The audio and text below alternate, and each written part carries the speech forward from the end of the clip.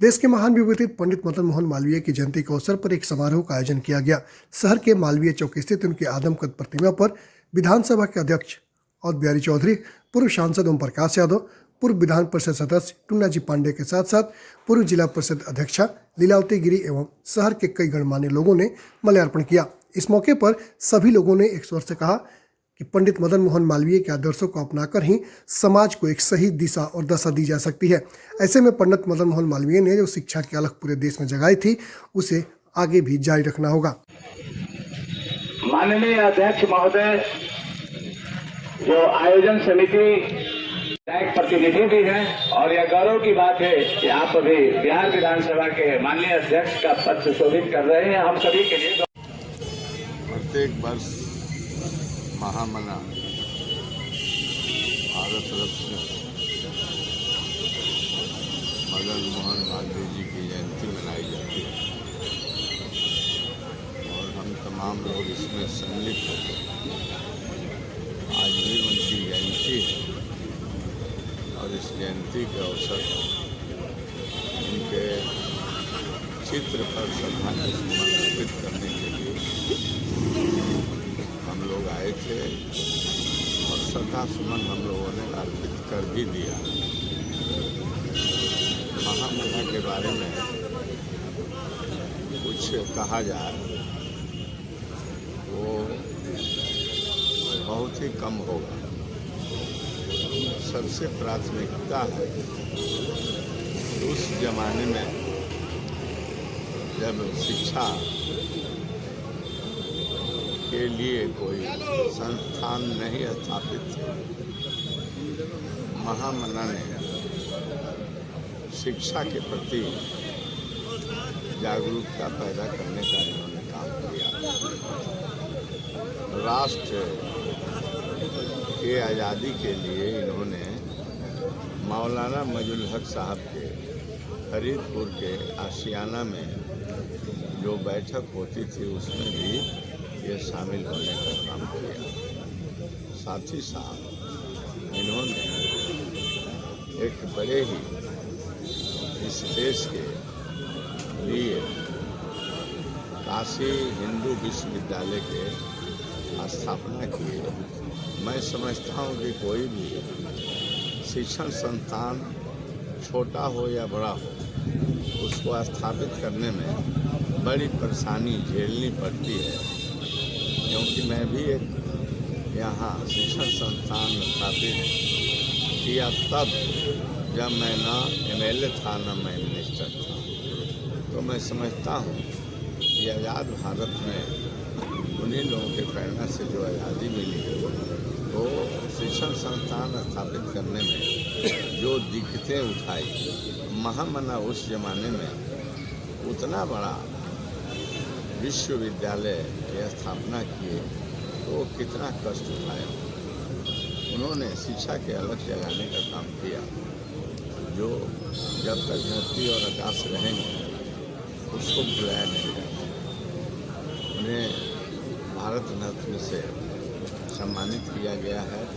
वास्तव में स्वतंत्र भारत के स्वतंत्रता दिलाने के लिए उन्होंने आज़ादी की लड़ाई में बढ़ चढ़ कर हिस्सा लेने का काम किया।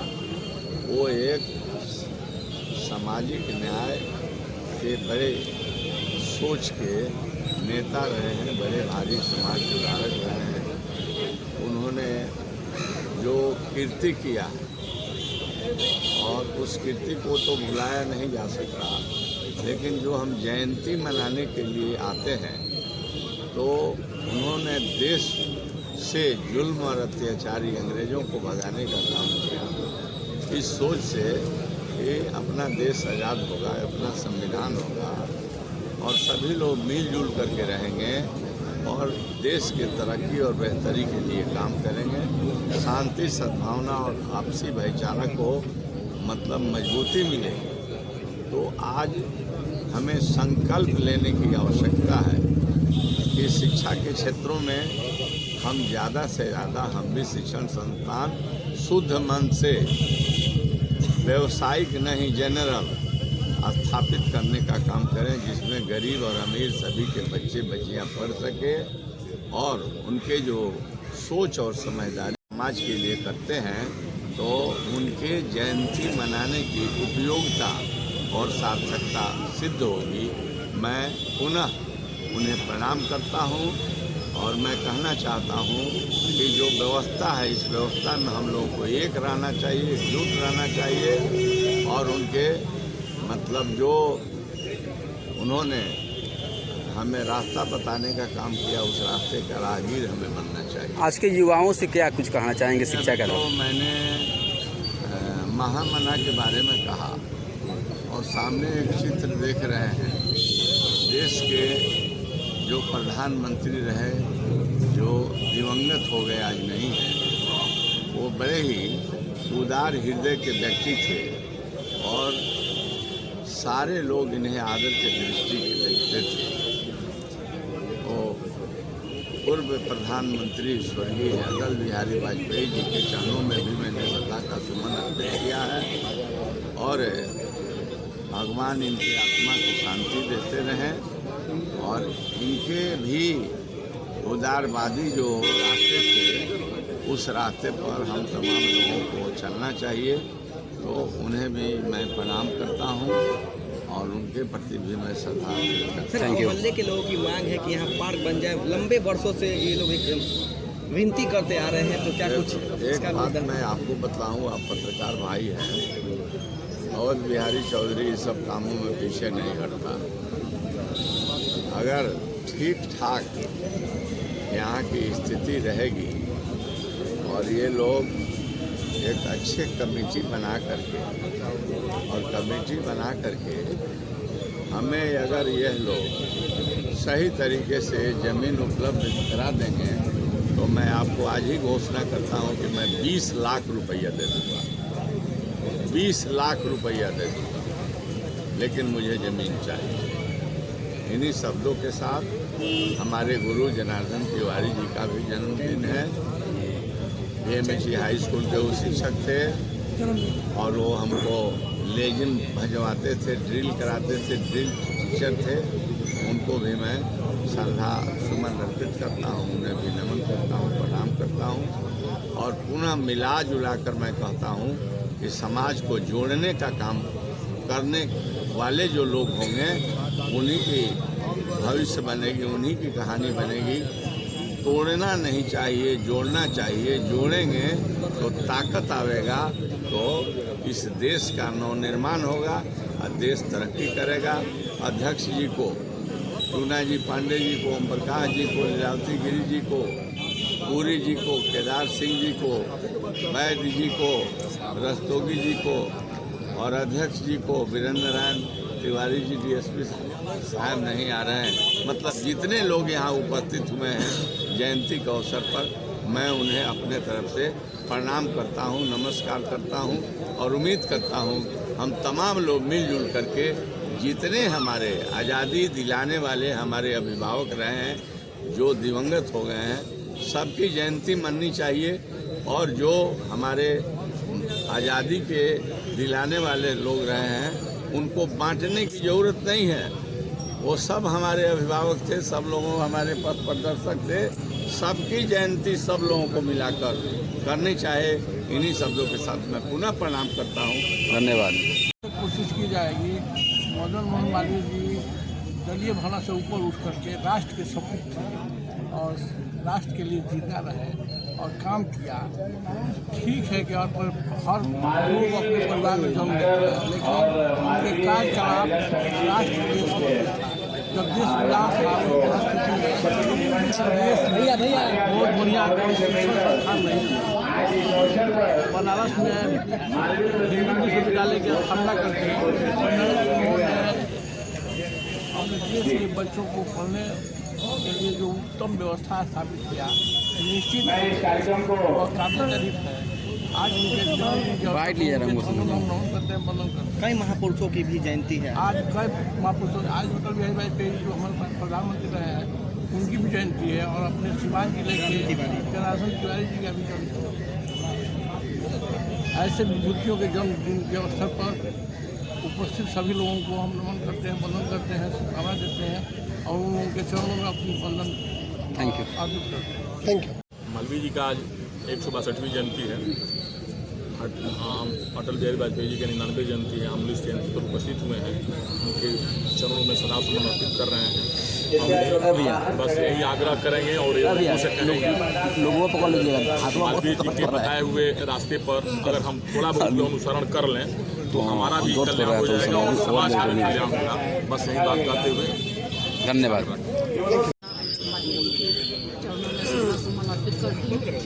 साथ ही साथ अटल बिहारी वाजपेयी जी के चरणों में भी श्रद्धासुमन अर्पित करती हूँ और हम सबके गार्जियन रहे जनार्दन तिवारी जी का भी आज पुण्यतिथि है, उनके भी चरणों में मैं श्रद्धासुमन अर्पित करती हूँ और आप सबका हार्दिक अभिनंदन करती हूँ और युवाओं को यह आह्वान करती हूँ, निवेदन करती हूँ कि आज के समय में काफ़ी आवश्यकता है इन महान विभूतियों को किए हुए कार्यों को, उनके संघर्षों को, उनके चलाए हुए अभियानों को अपने जीवन में उतारें ताकि भारत का, देश का, बिहार का, समाज का कल्याण हो सके। Thank you. हम सारे लोग यहाँ उपस्थित होते हैं, हर साल उपस्थित होते हैं और हमारा उद्देश्य यही होता है कि नई पीढ़ी हम इनकी जानकारी दें और बताएं कि उनके बताए हुए रास्तों पर आप चलें तो उससे देश का कल्याण हो। मालवीय जी के संदर्भ में मैं आपसे कहना चाहूँगा कि वे दृढ़ प्रतिज्ञ व्यक्ति थे।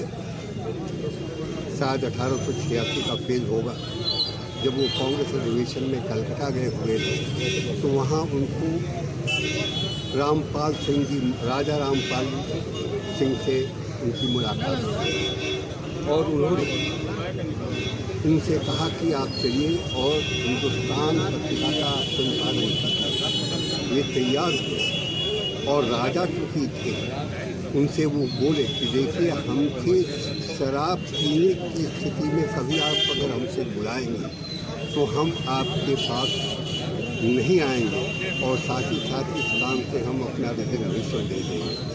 इत्तेफाक हुआ कि उन्होंने एक दिन बुला दिया और उस मद्यपान लिए हुए थे तो उन्होंने कहा कि हम इससे रिजाइन कर देते हैं, अब हम ये काम नहीं करेंगे। लेकिन उसके बाद भी उन्होंने ये कहा, काला काकड़ के राजा थे रामपाल जी, उन्होंने कहा कि आप वकालत पढ़िए, आपकी आवश्यकता देश के लिए एक वकील के रूप में जो जितना आप काम कर सकेंगे उतना आप दूसरे किसी नौकरी में, दूसरे किसी काम में आप उतना सफल नहीं रहिएगा।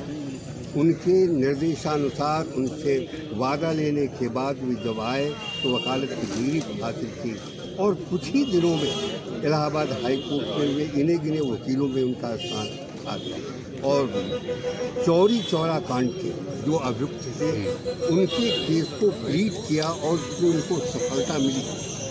ये सबसे बड़ी बात थी, उनको सफलता मिली। दूसरी चीज़ जो और कहना चाहूँगा आप लोगों से कि मालवीय जी जब गांधी जी ने हरिजनों से उद्धार की बात की तो उन्होंने एक मीटिंग की मालवीय जी ने और एक मंत्रोच्चारण के माध्यम से कहा कि नहीं यह वर्ग जिसे उपेक्षित आप समझते थे, जिसके उद्धार की बात आप करते थे, उन्हें हम हिंदू में समाहित करना चाहते हैं। ये सारे के सारे लोग हिंदू दिक्कत और हिंदू वर्ग में उन्हें समाहित किया।